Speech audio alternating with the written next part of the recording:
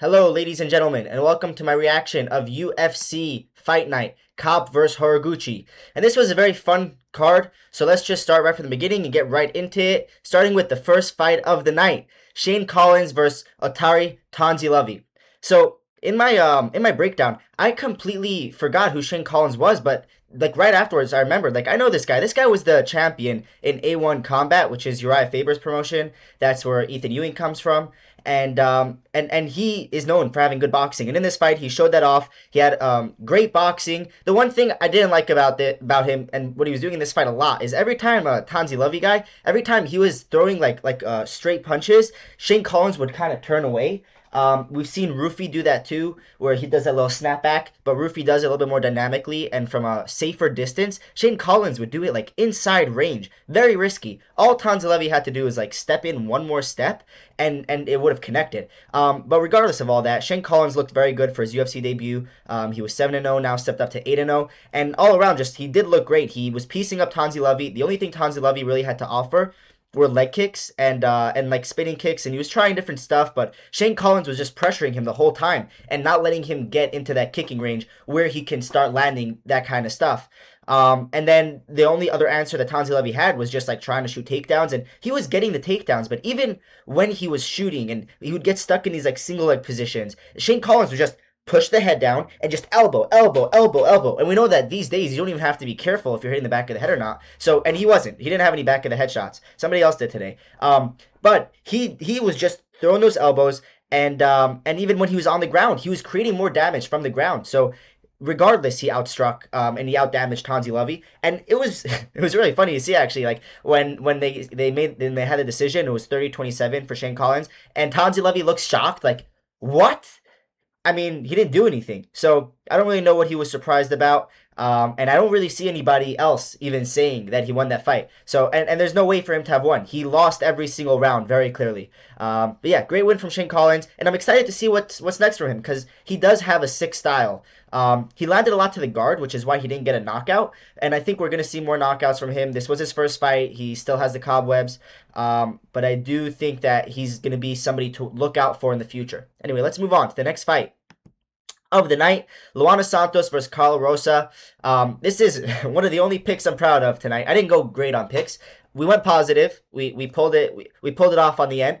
But this was a good pick for me. I'd like to say, Luana Santos pulls it off. I was kind of worried because Karol Rosa, when I saw her in the weigh-ins and she cut off her hair, that got me scared because she started looking a lot like the kind of Brazilians that beat up the girls. You know, there's a specific type, like Amanda Nunes, those type of people. And then there's like the ones that look like little boys. And those are scary. And Karol Rosa was kind of looking like that by the weigh-ins, so I was worried. But ultimately, Luana Santos is able to get off her takedowns. It was scary for seconds. Here's the crazy thing. Luana Santos, she just beat Karol Rosa, who was ranked number 8. So now Luana Santos is going to be ranked number 8.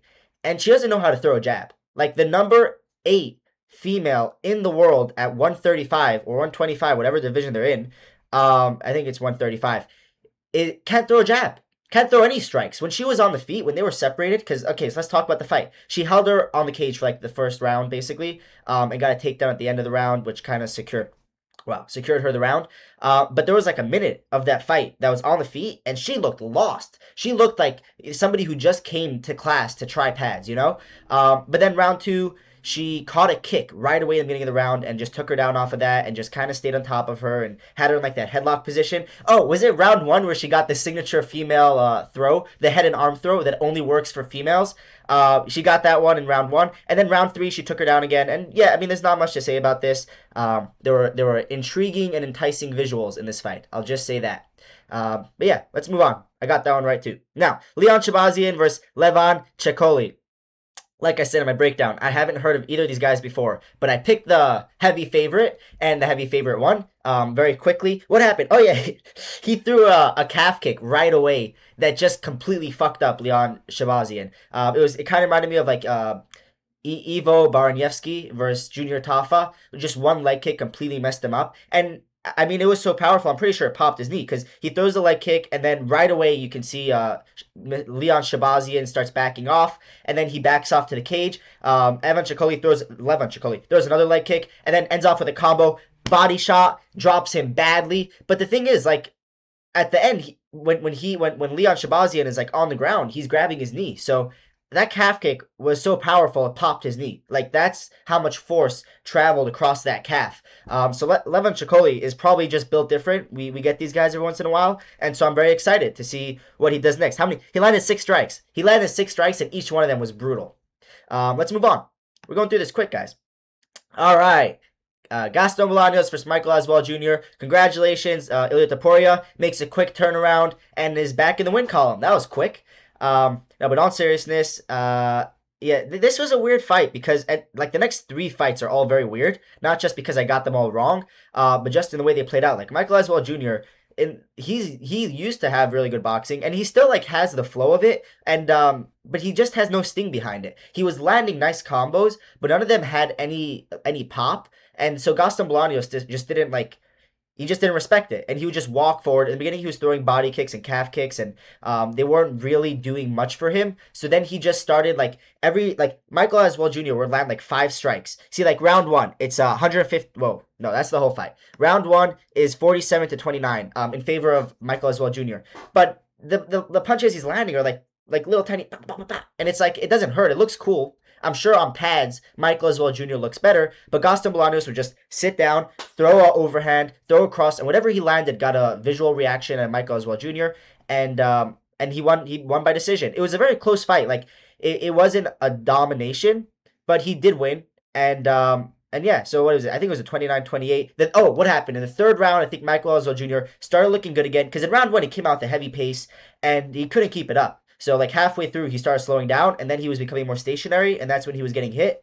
Round two, I'm pretty sure he got rocked, or he got rocked at the end of round one. Round two, Gaston Bolaños started landing heavier shots, and then round three, Michael Aswell came back out with like I guess his cardio got refilled, and he came out and he was like throwing more combos, and then he hurt Gaston Bolaños pretty bad in that round, and he looked pretty good in that round, but it was a little bit like too little, too late, as they say. So yeah, let's move on. So that one I got wrong. This one, Alan Nascimento versus Mitch Raposo. This one I'm actually kind of annoyed about because it wasn't a bad pick to pick Alan Nascimento. No, I mean, of course not. He was the favorite. But it wasn't a bad pick as in logically he should have won. But then he just didn't do any, like he just didn't look good. You know, like you ever like see a fighter who looks good and then the next fight they just look shit? That's kind of what this was like. So, Mitch Raposo, like, congratulations, he pulled it off, and now he's on like a 2-fight win streak, and they're both pretty impressive, and they were both like big jump ups in competition from the person before. So he's just like, I mean, I said this before, but I think Alan Nascimento should have been ranked. And so now based off that logic, Mitch Raposo should be ranked, but I don't think he should because they both just look bad. Like, so Alan Nascimento is super tall. Whatever, they're not gonna tell me how tall he is over here. But he's tall. He's a tall. Either he's a tall flyweight or Mitch Raposo is like a midget because he looked like one compared to Alan Nascimento. And it's flyweight. So how tall can you really be? He's at best like 5'8", and then Mitch Raposo has to be like 5'4". You know, maybe even 5'3". I don't know. But anyway, yeah, Alan Nascimento has this terrible habit of just like leaning back when he's pressured, and we even saw that in his last fight. Where now in hindsight, I guess he landed a lucky spinning elbow. Like that's what we're gonna have to say, because here Mitch Raposo is just like running at him, throwing these like crazy hooks and crosses, but they were landing because Alan Nascimento was not offering anything in return and just kind of backing off. And so that was like round one and round two was pretty much how that went, and then in round three, Alan Nascimento like. In round two, it actually, like, halfway through, he came out with, like, he started having a lot more pressure. And when he was pressuring Mitch Raposo, that's when he started having a lot of success. Mitch Raposo was trying to circle around, and he was just tracking, and started landing. So round two, again, was very close, and it was a split decision. I'm not saying it should have been, but it was a very close fight. And on another day, it could have gone to Mitch Raposo. I mean, it could have gone to Alan Nascimento. But then round three, Alan Nascimento hurts Mitch Raposo badly, gets him to the ground, and there's like 3 minutes left. And he was just throwing ground and pound, which, like, I mean, what else was he really supposed to do? But you have to understand that you're most likely down 2 rounds. And I don't think you're going to, if you rock somebody badly and you get them to the ground and they recover on the ground, you're not going to be able to finish the fight anymore. Like, nobody really, unless you're like Stipe Miocic versus Alistair Overeem back in the day, but nobody really like knocks somebody out from ground and pound in the closed guard. You know, like that's a very rare thing to happen. And that's kind of what he was trying to do. And there's like 3 minutes left. So I don't know, if I was him, I'd probably like let up Mitch Raposo because at least then you can bang it out and try to get a knockout because it's not really going to happen on the ground. But yeah, he again, it's another fight where like round three was very dominant, but the first two rounds were already won by the other person, and so it was like too little, too late again. But yeah, like it was a close fight. Round two was pretty close. This could have gone either way, in my opinion. But yeah, so I got that one wrong too. All right, moving on to Bia Mesquita versus Melissa Mullins. Now this fight scared me. Well, Bia Mesquita won. She got a first round submission. But at first, this was scary because Bia Mesquita, she in her last fight, like I mentioned, she rocked her opponent. And so I think this fight she came out very confident and she just tries to strike with Melissa Mullins, even though you're a jiu-jitsu person. Use your jiu-jitsu. Please don't give us all a heart attack. But she tries to strike and she gets rocked like very quickly. She gets rocked and like badly, like rocked as in she's about to get knocked out. And I'm just thinking, God damn it! Like, can we?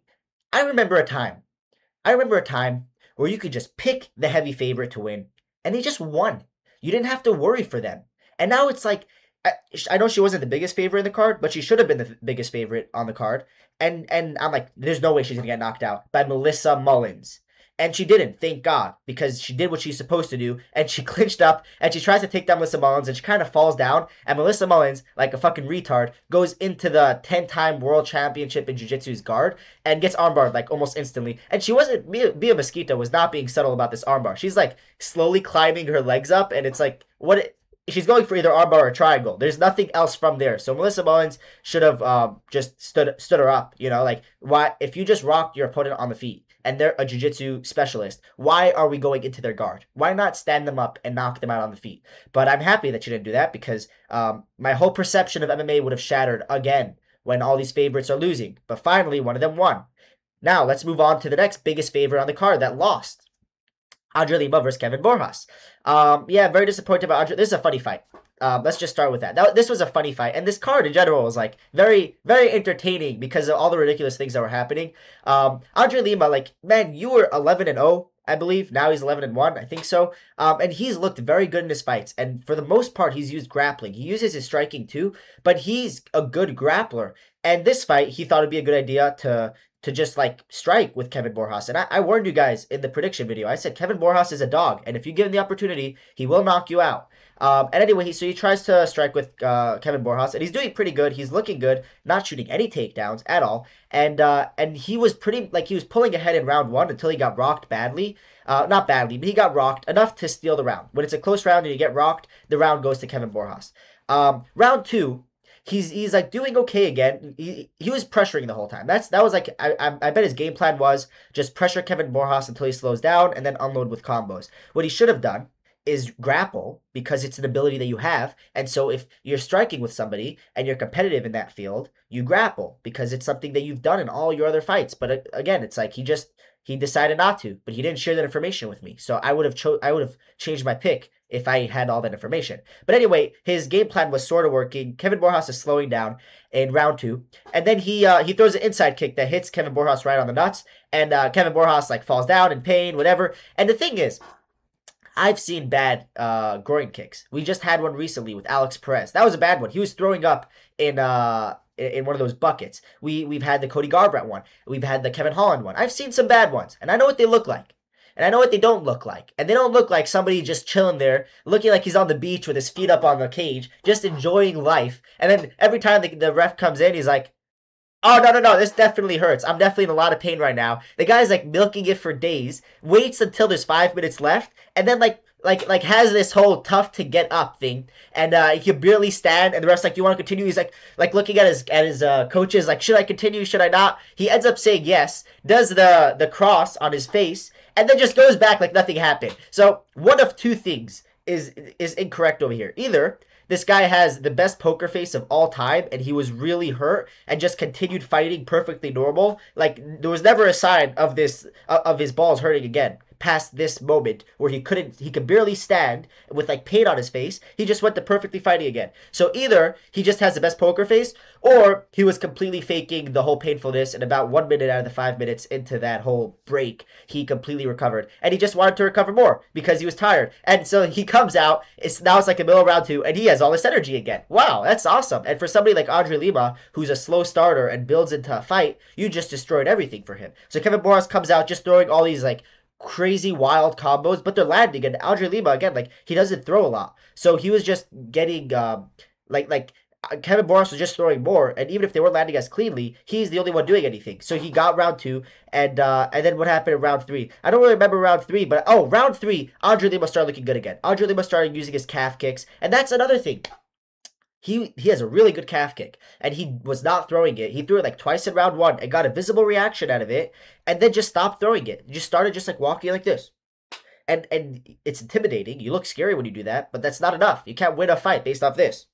But then round three starts throwing his calf kicks more, and he won round three. And what's crazy is like, okay, the first two rounds go to Kevin Borjas. Again, it's a close fight. But they go to Kevin Borjas. Round three, you can't give to Kevin Borjas. When I heard 30-27, I thought, oh wow, they robbed Kevin Borjas because the clearest round was round three to Andre Lima. But somehow, yeah, it was 30-27 for Kevin Borjas. He did win though, and this was the biggest favorite on the card. Andre Lima lost. So again, like we just the odds. You can't take comfort in favorites anymore. You just, man, I don't even know how to pick. But yeah, let's move on. Anyway.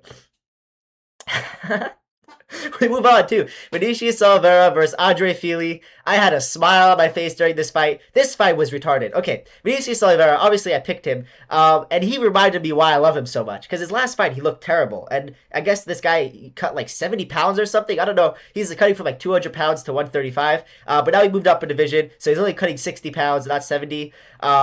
And this fight. So he comes out and he's throwing these heavy calf kicks, and these calf kicks sounded crazy. It sounded like, you know, that 10-second clap, like it sounded like that, like each calf kick that landed. And he's kind of stinging up Andre Fili, and then he throws one calf kick, and I think it got checked, and he just steps backwards on it, like weirdly, like he was in a lot of pain, like something broke, you know. And I'm like, no, I can't lose another pick. I was like, I think 3-4 at this point on the card.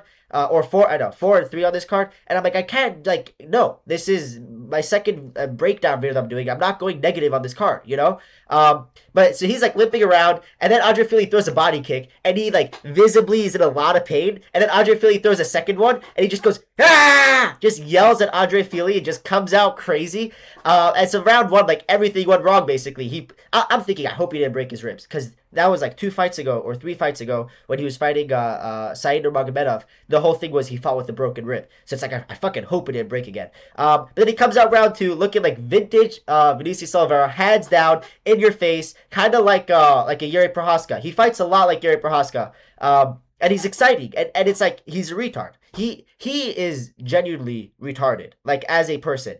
But it's very entertaining. And yeah, and let's talk about the finish. So what he kind of just, what he does is he pushes this crazy pace, besides for his last fight where he gassed out after like one round, but normally he pushes a crazy pace with his hands down, and he kind of just mentally breaks his opponents, and that's what he did to Andre Fili. There was no one shot that landed cleanly. He just has these long fucking arms, kind of like Yuri Prohaska, and just puts the pressure on you and just keeps on landing. And he did land a controversial elbow. I didn't watch like replays on it to see if it was back of the head or not, but I'm just gonna say it was borderline. Like that was a risky strike to throw, but the ref was Herb Dean, so he knew he was fine. He he watched the breakdown video and he saw the 2 inches and he measured and he saw it was not those 2 inches, so it's perfectly fine to throw it. At this point, if Herb Dean's reffing, just throw back in the head elbows and nothing's gonna happen. But yeah, so he crumples Andre Fili to the ground, and it's a great win. Like honestly, it's kind of hard to put away Andre Fili. Last fight he fought Jose Delgado, who like looked really good up until then and like knocking people out, and he went to a competitive decision with Andre Fili. He won, but it was competitive. So it's like, Andre Fili is a tricky customer, and Vinicius Oliveira put him away in round 2, and it's a good performance, and I'm excited for him in this division. Let's move on to Melsik Baghasaryan versus Murtazali Magomedov. Welcome to the UFC, Murtazali Magomedov. Your stay will be very much appreciated by us, and welcome aboard. Let's say he's a fun guy to join the UFC. He got they're calling it a twister, but I don't think it is a twister. I don't know what the word would be for it, but a twister would be if you were behind somebody and you had one of their legs, and then you bring your arm around and you come like in you come in front of their arm and behind the head, and you pull in the head. This one, it's much closer to executioner, and the executioner is when you have somebody you have somebody's back, and you bring your arm in front of their neck instead of behind. So think of like a rear naked choke, but like instead you're almost guillotining the front of their neck, and they're like this behind, and from there you just pull up. So that's executioner, and he was kind of doing something in between where the guy like Melsik Baghasaryan was already sort of coming up, and instead like with a twister you're pulling the neck in. With executioner, you're pulling the neck down, and he was kind of pushing the neck away. But it was almost from like close guard because he had his like legs figure forward, and as Melsik is trying to turn in, he's pushing the neck away. So it's like the opposite of a twister. A twister is you're compressing, and this one he was like stretching out. But they're calling it a twister. They're saying he's the fourth man to do a twister. They should just say he's the first man to do whatever the fuck that is, and you get to name it. Like when he got on the mic, they should be like, "What are we gonna name this submission now?" Thanks to you. But great win. I don't think I spoke about how this fight went, but it was a very short fight. They exchanged for like 10 seconds on the feet, and then he just like held him against the cage, hopped on his back, and as he was falling off, he snatched up the Magomedov, we'll call it, or whatever. He should be able to name what it is because that is not a twister. So yeah, so that was fun, and let's move on. Two. Right? Okay, yeah. Man, this was very disappointing. Hyder Amil versus Christian Rodriguez. I picked Hyder Amil. I said it was a dumb pick, so it almost shouldn't count, but it counts. But it was a very biased pick. There wasn't a real reason to pick Hyder Amil. Christian Rodriguez was the obvious pick for a reason. He's much more proven, and it just sucked honestly, because Hyder Amil, like I mentioned, I've trained with him before. And it's like you want to root for someone like that, and he was like 11-0 at a time, and now he's 11-3 and two of them are by brutal finish. We're not going to call this one a knockout, but it was a knockout. He got knocked out and he got put out with the guillotine. Brutal. And he didn't look good. I thought like in his last fight he looked bad, and that was because he did have some kind of stomach virus actually. And I'm like, okay, usually he pushes the pace and he has a good chin. That's what he was known for. This guy, look at his face. Look at this. You'd assume he has a good chin, like Drew Dober style, you know? And he used to. His whole thing was coming forward and eating punches and then landing back. And in this fight, he looked slow. His punches, it looked like they had any sting on them, kind of like Michael Aswell. And every strike that Chris Rodriguez landed just looked to like visibly hurt him. And that head kick. So what happened? So he was pressuring, and Chris Rodriguez is just like staying on the back foot, landing these punches, and then kind of coming in too. And then he starts flicking up this head kick, and Hyder Amil was not blocking it. Like the head kick was kind of flicking past him. So I get why he didn't respect it, but man, if you're not blocking a light head kick, that head kick's gonna become hard very, very quickly. And so that's what happened. I believe this was in round two. Um, no, this was round one. What am I saying? I'm getting mixed up. Yeah, this was like it was mid round one. Yeah, so he's like getting hurt by everything, and then he gets dropped by the head kick badly. Tries to wrestle up. Chris Rodriguez snatches up the guillotine and puts him out because the knockdown was not bad enough. I had to see this guy unconscious on the ground, and it sucks. And they're probably gonna cut him. You know, like I think he's 2-3 now in the UFC. He had promise once upon a time, but he's also getting older. He's like 36 now, I think, and he's coming off of like three losses, two of them basically a knockout. And for somebody who relies on their chin, I don't see him being able to make it like much further like this, you know? So yeah, that sucked, and I got my pick wrong. And so let's move on to another pick that I got wrong. Ion Cutelaba versus Navajo Sterling. Now, this was not a stupid pick. We have to admit, let's all come together to admit, this was a smart pick by me, and Ion Cutelaba sold the parlay. Because I was picking him to use his grappling and to use his fight IQ to beat Navajo Sterling, and it was looking like that. The one thing you have to stop doing, Ion Cutelaba, is every time someone lands clean on you, you have to stop pretending like you're about to get dropped. You're like every time somebody lands a jab, he goes whoa, and then Navajo Sterling landed a body shot, and he was, and then he comes and throws again, and we don't know how hurt you are, and if I don't know how hurt you are, the refs don't know how hurt you are. It didn't matter in this fight, but I was already thinking like, man, if this goes 3 rounds, they're gonna give Navajo Sterling the first round, even though we don't know if he got hurt or not, but that's the problem. We don't know. So stop pretending to be hurt. But that didn't matter because you messed up this fight in other ways. So round one, he was getting very close with big shots against Navajo Sterling. And that's another weakness that I forgot to mention is Navajo Sterling is very hittable. For somebody who looks very technical, if you throw a bomb at him, he just leans back. And I thought Ion Cutelaba would be able to land those big shots. Wow, I was trying to say even Urslan, because that's the guy's name, and that was a hard way to say that. But even Urslan when he fought Navajo Sterling, he was getting very close with a lot of big punches. And when I saw that, I was like, man, someone's gonna knock this kid out. And I guess that ball is gonna get kicked down the road to the next guy he fights. But Ion Cutelaba got close to a couple of those, and then he started grappling, and he was doing good with the grappling. He was taking out Navajo Sterling. Yeah, let's just see the stats. You probably can't see this because my camera's blocking, but whatever. Let's see takedowns. Yeah, in round two, just two takedowns. No, this was round one. So round one he gets two takedowns. And the thing is, Navajo Sterling was really good about getting up from them. So like even though he was getting them, he wasn't establishing a lot. Oh, he jumped the guillotine, and I thought it was in. I felt like a genius because he was a very big underdog in this fight. What was the odds? Yeah, so Navajo Sterling was a minus 320 favorite. So that's a pretty heavy favorite. And I thought I was being smart. I finally got the correct underdog. They're all winning. You just have to figure out which ones they are. And so I thought it was Ion Cutelaba. He pulls the guillotine, ends up in mount, but he just couldn't keep top position. Like whenever he got on top, Navajo Sterling was just able to wrestle up to a single leg and then ultimately just get up from that. And so that was round one. And then he like rocked Ion Cutelaba, maybe we don't know. With like he threw a punch and Ion did this thing, and then he threw a body shot and Ion like went like that, and then he ended up throwing back, so we don't know what happened. But then round two, Ion this round two, Ion Cutelaba was just wrestling as much as possible, attempted three takedowns, and he got all of them. And he was kind of ragdolling Navajo Sterling and putting a crazy pace. At a certain point, Navajo tried to reverse him, and he got a Kimura grip, and he committed to this. I like going for Kimuras, but it's a risky move to go for. Like Kimura is like the brother of a guillotine. I don't know. I don't know if this makes sense, but it's like the safer version of a guillotine where you could like you have to go to a terrible position to really finish it, and it's really risky, but you could get a good position off of it. And so I'm not surprised that he likes both of those. But yeah, he used that Kimura. He like basically gave up his back going for this Kimura, but then he reversed Navajo with that Kimura, got on top, and for a second he almost got it, but then it slipped, and then he sprawled on top, and he was putting a very heavy pace with the grappling, and I was feeling like a genius, and I thought Navajo Sterling is gonna melt, but turns out Ion Cutelaba melted. Turns out the pace was too high for him. And so about halfway, what is this? 3 minutes into round two, he just takes a seat and says, "I've had enough." Navajo Sterling was, I guess, just recovering and not letting him get any good position for a while.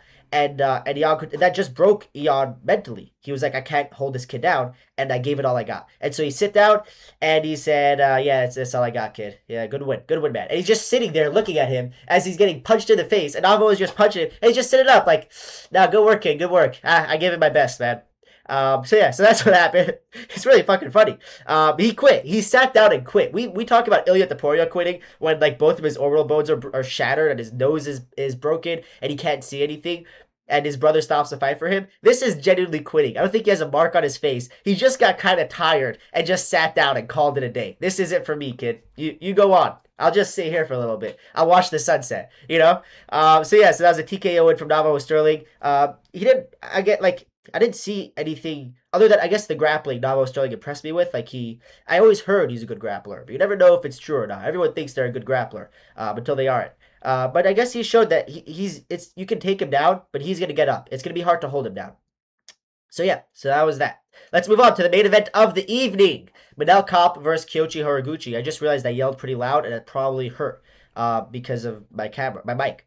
Manel Kape versus Kyoji Horiguchi.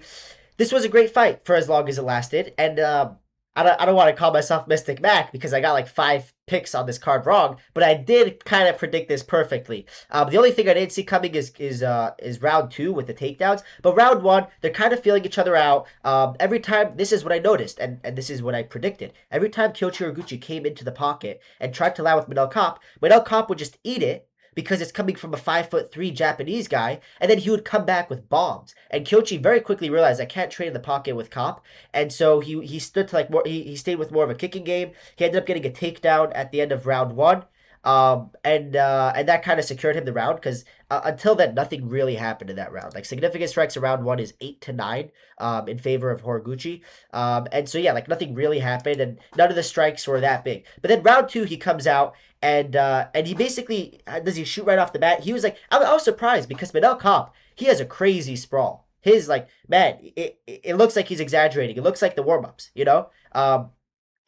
But Kyoto Horiguchi, I think what happened was he tried to take him down once, and then Minel Cop got up, and then he punched Minel Cop as he like ankle picked him, and so Minel Cop fell down, and it kind of looked like he got dropped. Well, he didn't really, but it was a bad look. And then Kyochi just got on top and just stayed in close guard for the whole of round two, and he was like landing his own strikes, but Minel Cop was secretly landing a lot of elbows from the bottom, like heavy elbows, and for a little bit, I was considering giving him the round, but then Horiguchi broke out of close guard, and then ended up like pinning one of Minel Cop's arms and just like landing a lot of ground and pound from like a half guard slash crucifix position, kind of like what Ilya Taporia had on Charles Oliveira for a couple seconds there. Again, back when we thought Ilya Taporia was a world beater. Anyway, let's move back to this card. Don't get me started on that. But yeah, he had his arm pinned and he had him in half guard. He landed some nice strikes, and that made sure that that's definitely a Kyochi Horiguchi round in round two. And then round three, now I'm thinking like, man, like I don't want to go even on this card. I don't want to go 6-6 because so far I was 6-5 on this card, and I'd rather go 7-5 than 6-6.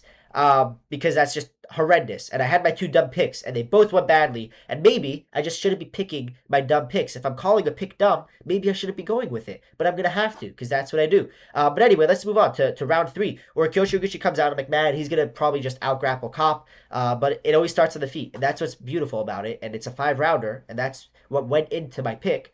And I think he tried to take down early, but now Cop wanted none of it, shoved him away, like, no, we are not going to grapple, we're going to strike. And Kyochi had to cover the distance, and that was the problem. And at some point, he tried to cover the distance, and Manel Cop caught him. Manel Cop switches stances a lot, so it's hard to see when he's going to come in. But I think at first, Kyochi stung him a little bit, but then Cop stung him back. And when he heard Horiguchi, it's just different. Horiguchi's wobbling around, trying to run away, and Cop just attacks you, and he's bigger than you. And he's on performance-enhancing drugs. He is. Look at this. I'm sorry, I like Manel Cop. He's one of my favorite fighters, but he's on steroids, and that helps. And now he has 15 knockouts as a flyweight, and he rocks Horiguchi. Horiguchi's running around, and he lands a couple more punches, kind of drags Horiguchi down into a turtle position, and he's going for the TKO. And I was like, okay, maybe Horiguchi is gonna recover from this, and then he lands this like uppercut from under Horiguchi's arm that hits him right on the chin, and Horiguchi's head goes bam onto the canvas. It was brutal. And it hurt as a Gooch fan. You know, the Gooch has fallen, guys. The Gooch has fallen. It was very sad. But also, Manel Cop looks like a fucking world beater, and I'm excited for. So they're gonna have to have Van versus Pantoja, and whoever the winner is, Cop is gonna fight. And I mean, we did just see him get held down for a full round. So if Pantoja wins against Van, which I do think he will, it kind of will make me very confident at Pantoja pick, especially because he has a good chin. But we'll see how he does in the Van fight first. But I'm just in theory right now. Yeah, like that was not a good look to be held down for round two. But on the feet, he has the power, and you can't stay for in a 5-rounder. I think he knocks out almost everyone at flyweight. I think he would knock out Van at flyweight. Like, you just can't mess with that kind of power. He puts everyone out. And then weirdly he does it sometimes. He has these weird performances. But right now he has, what is it, 4 knockouts back to back, like at flyweight. That's pretty crazy. And it was a great performance from him. And as a whole, let's talk about the card. Hey, excuse me. Let's talk about the card. This was a very fun card. Like, again, I told you this in the breakdown.